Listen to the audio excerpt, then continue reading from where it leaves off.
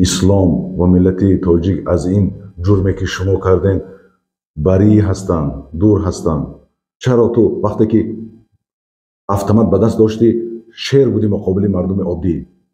دوستان اجازت کردیم انا امروز خبر برآمد که داعش به خود گرفت که این کاری ما گفته و ویدیو گذاشتن.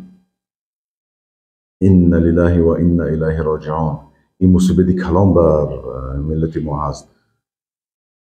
حالت مهاجرین پیش از این ترک در روسیه خوب نبود و بعد از این ده ها مراتب وزن‌تر می شود. اسلام و ملت تاجیک از این جرمی که شما کردین بری هستند، دور هستند. مردم تاجیک هیچ علاقه ندارن با این جرمی که شما کردین. اینها فقط و فقط مردم عادی ضعیف را میکشند. از زمان پیش عثمان و علی رضی الله عنهما نامردانه کشتند و نگاه میکنیم تا حال اینها همطوری هستند. در کجایی که مردم عادی جمع میشوند در مسجدها نگاه میکنیم اینها رفته همونجا را مردم را میکشند، مردمی که بی سلاح هستند. چرا تو وقتی که автомат به دست داشتی شیر بودی مقابل مردم عادی؟ بعد از این با ملسه ها که وا خوردی رنگ موش گریه داری، داد و فغان داری، رنگ مظلوم بیچاره می نشینی سخن میگویی. اینا همطوری هستند، اینا تقیه دارند. در وقت حالت ضعیفی عقیده خود را پنهان میکنند، زیرا که باطل هست.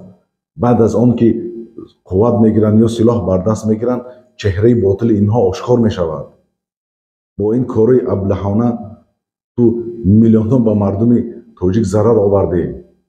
تو کمی عقل میداشتی، فراست میداشتی، میفهمیدی که با تو سلاح میدهند آدمای نامعلوم و راه میکشند، تو در اینجا میداری این جرمی وحشیانه رو میکنی و گشته راه میدهند که تا جایی که در آنها لازم است تا همون درجه میروی، بعد از اونجا تو را میقپند. همین چیزی عادی را تو نفهمیدی، تو را استفاده بردن.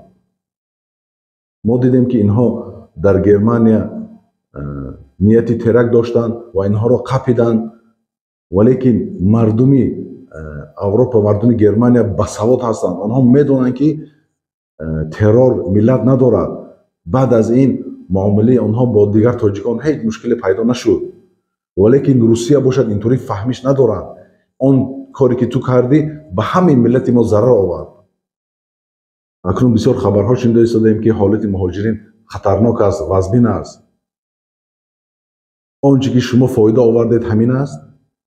کار شما مردم رو به اسلام دعوت نمی کند، بالعکس از اسلام دور میگرداند و وزبینی دشواری به سر مسلمان میبیارد. شما این رو میخواستین؟ سبحان الله، یا الله. با تو شکایت میکنیم این ضعیفی امون. با این همه زمین کلان تو برای ملت ما تنگ شده ایستاده است. نه در وطنمان راحت داریم، نه در مسافرت راحت داریم.